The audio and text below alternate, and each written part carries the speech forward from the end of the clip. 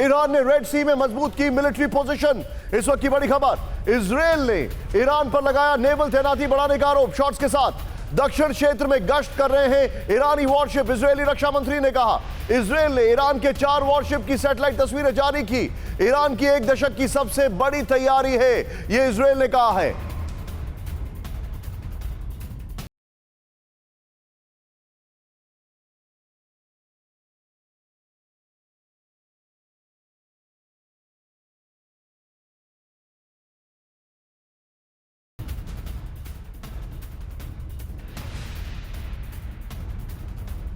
ये इस वक्त की बड़ी खबर है। ये हमारे सामने एक और चिंताजनक खबर है। सीधे आइए जरा बिग वॉल पर। इस खबर को समझना बहुत जरूरी है जो इंफॉर्मेशन हमारे पास आ रही है। सीधे प्ले ऑन करें। रेड सी में ईरान वर्सेस इजरायल। यहां पर इजरायल का ईरान पर रेड सी में मिलिट्री पोजीशन मजबूत करने का आरोप है। यहां पर ये इजरायल के नए, आप देख सकते हैं, बेनेट साहब नहीं हैं, ये नए प्रधानमंत्री हैं। नेक्स्ट क्या कहा इन्होंने, सीधे दिखाइए।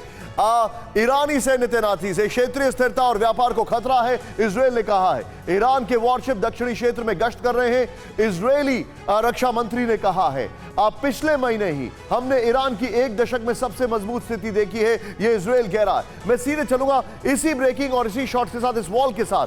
पहले इस वॉल के साथ सीधे अभिषेक उपाध्याय जो कि हमारे सहयोगी हैं, जो कि इजरायल को कवर करते हैं काफी डिटेल में। अभिषेक, ये बताइए क्या हो रहा है इस फ्रंट पर, इजरायल वर्सेस ईरान। इजरायल हमेशा तैयार है, लेकिन कब वो ट्रिगर कर सकता है, खासकर ये देखते हुए कि अभी एक बार फिर से उनकी जो बातचीत चल रही थी वो एक डेडलॉक पर पहुंच गई। अमेरिका ने कहा कि ईरान ने ऐसी डिमांड रखी है जिसकी कोई जरूरत नहीं थी। निशांत, इसका डायमेंशन और बड़ा है। ये सिर्फ इजराइल और ईरान का ही मसला नहीं है।